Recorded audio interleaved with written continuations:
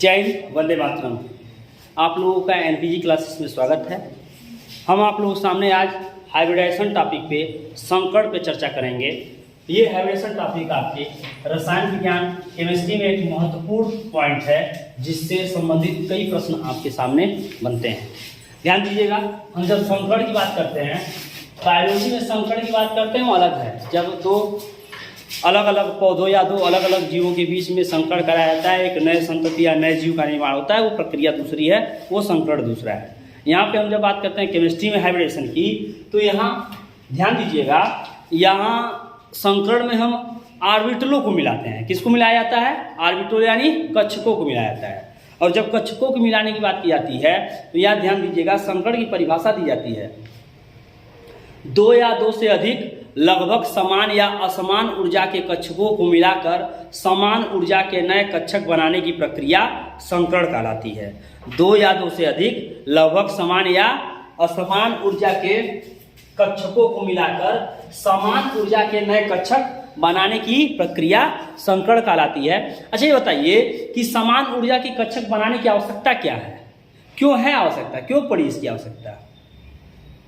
इसकी आवश्यकता इस कारण पड़ी कि जब समान ऊर्जा के सभी कक्षक हो जाएंगे, तो उस प्रकार के यौगिक जो होंगे वो अस्थायी होंगे। जब सबकी ऊर्जाएं समान होंगी, उस दशा में जो बनने वाले यौगिक क्या होंगे? वो ज़्यादा अस्थायी होंगे। इसलिए ऑर्बिटलों का मिलना जरूरी था, और ऑर्बिटल मिलते हैं, बांड भी बनते हैं, बंध भी बनते हैं, और उस बंध के आधार पर संकड़ की भी चर्चा की जाती है। ध्यान दीजिएगा, जब हम संकड़ की बात कर रहे हैं, संकड़ की सीधी सीधी परिभाषा देते हैं, लगभग समान या असमान ऊर्जा के कक्षकों को। जब समान ऊर्जा के कक्षक हों, तो फिर कक्षक को मिलाने की जरूरत ही नहीं है।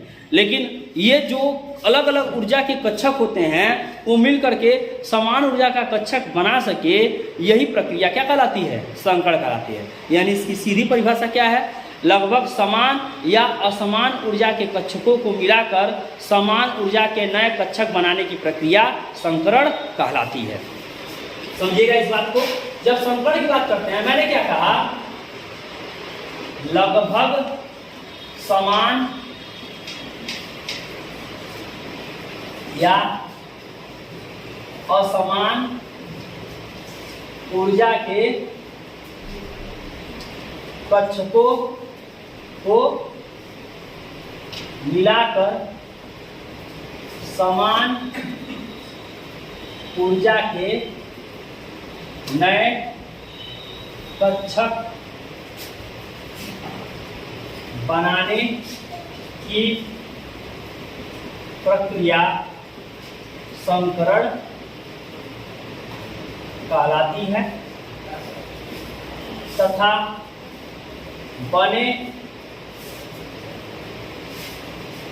बने कक्षक संकरित कक्षक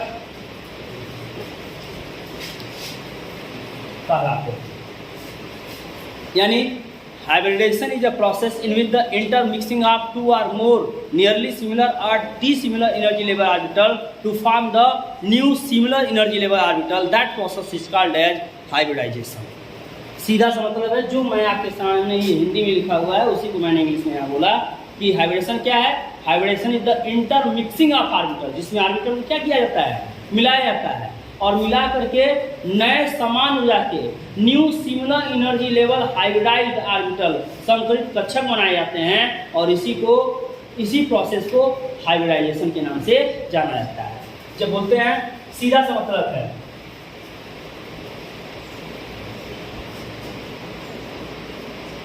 hybridisation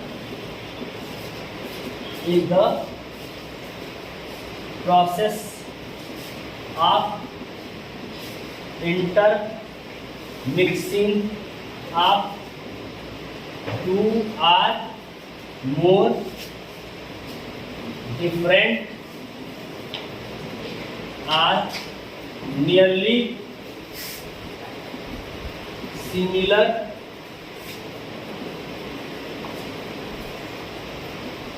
energy level orbital and forming orbital is called hybridised orbital अथवा डायनेमिक। हाइब्रिडेशन के हम प्रकार की बात कर लें, types of hybridisation, types of hybridisation, सीधे सीधे संकरण के प्रकार। और संकरण के प्रकार की बात करते हैं, ये कई प्रकार के होते हैं। sp hybridisation, sp2, sp3, sp3d, sp3d2, sp3d3, ये सब के सब हाइब्रिडेशन के प्रकार हैं। और यहाँ हम उदाहरण ले रहे हैं सबसे पहले आपको sp हाइब्रिडाइजेशन। बस इस वीडियो को ध्यान से आप देखते रहिएगा, आपको बातें समझ में आएंगी। यहाँ हम sp हाइब्रिडेशन की बात कर रहे हैं। नाम से स्पष्ट है कि एक s कक्षक और एक p कक्षक, यानी जब संकरण में एक s और एक p कक्षक मिलाया जाता है, यानी जब संकरण एक s और एक p कक्षक के मिलने से होता है तो उसे हम sp संकरण कहते हैं, और बनने वाले कक्षक sp संकरित कक्षक कहलाते हैं। समझिएगा यहाँ एग्जाम्पल आपका,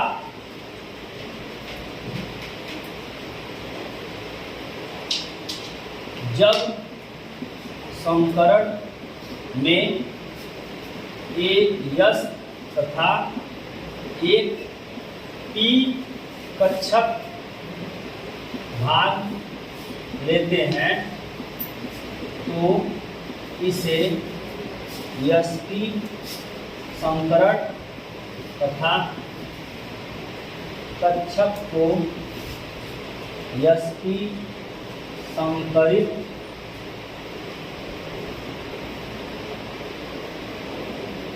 कक्षक कहते हैं। यानी when we take one s and one p orbital intermixing, then it forms sp hybridized orbital and process is called sp hybridization। उदाहरण देख लीजिए, इससे कई उदाहरण हैं। BeCl2, BeF2,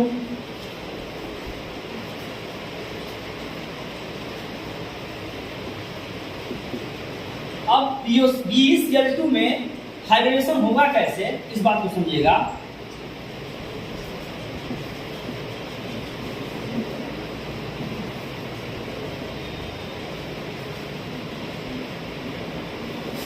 सबसे पहले बेरिलियम का इलेक्ट्रॉनिक कॉन्फ़िगरेशन,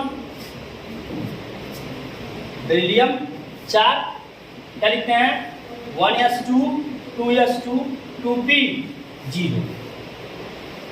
ये ग्राउंड स्टेट इलेक्ट्रॉनिक कॉन्फ़िगरेशन होता है। ग्राउंड स्टेट मतलब यानी आद्य अवस्था में जब इसको एनर्जी नहीं दी जा रही है बेरिलियम को, उस स्थिति में इसका electronic configuration 1s2, 2s2, 2p0 होगा। और इसे जैसे ही एनर्जी दे दी जाए तो इन एक्साइटेड स्टेट, ध्यान दीजिएगा, beryllium in excited state, yes यानी एक्साइटेड स्टेट। अब इसकी कंडीशन हो जाएगी 1s2, 2s1 और एक इलेक्ट्रॉन जंप करके किसमें चला जाएगा, p में, तो हो जाएगा 2p1। अब यहाँ स्थिति देखिए, s की एक इलेक्ट्रॉन और यहाँ p में कितने, एक इलेक्ट्रॉन। ये दो इलेक्ट्रॉन क्या है, अनपेयर्ड है, अकेले हैं, यानी अब ये शेयरिंग कर सकते हैं। तो बेरिलियम की एक्साइटेड स्टेट कंडीशन ये होगी कि एक इलेक्ट्रॉन s में चला जाएगा और एक p में चला जाएगा। और अब लिखते हैं नाउ बेरिलियम इन BeCl2। अभी देखिए, एक क्लोरीन का हमें पता है, क्लोरीन 17 इलेक्ट्रॉनिक कॉन्फ़िगरेशन 2 8 7। इसको स्टक पूरा करने के लिए कितने इलेक्ट्रॉन की आवश्यकता है, एक। ये एक इस इलेक्ट्रॉन के साथ क्या कर लेगा, शेयरिंग कर लेगा, यानी एक क्लोरीन आपका इसके साथ और एक क्लोरीन इसके साथ, यानी दोनों क्लोरीन S और P के साथ शेयर कर लिए। और ये बताइए कि संकरण में जो ऑर्बिटल भाग लिया वो कौन सा ऑर्बिटल भाग लिया, एक S और एक S, ये क्लोरीन की इलेक्ट्रॉन, इसे कहेंगे sp हाइब्रिडाइज्ड ऑर्बिटल और इसे कहेंगे sp हाइब्रिडाइजेशन। ये प्रोसेस क्या हो गया? sp हाइब्रिडेशन, जो ऑर्बिटल बना वो sp हाइब्रिडाइज ऑर्बिटल, और यहाँ दोनों क्लोरीन बेरिलियम से आकर के शेयरिंग कर लिए एक इलेक्ट्रॉन से, और क्लोरीन का ऑक्टेट यानी अष्टक कंप्लीट हो गया और BeCl2 का निर्माण भी हो गया। क्या देखा गया कि एक S कक्षक और एक P कक्षक संकरण में भाग लिया, इसलिए इस संकरण को sp संकरण के नाम से जाना जाता है। यहाँ स्ट्रक्चर की बात कर लें, इसकी ज्योमेट्री जो होगी BeCl2 की केस में दोनों क्लोरीन बेरिलियम से ऐसे लगे होंगे, यानी इसकी संरचना जो होगी वो क्या होगी? लीनियर होगी। क्या होगी?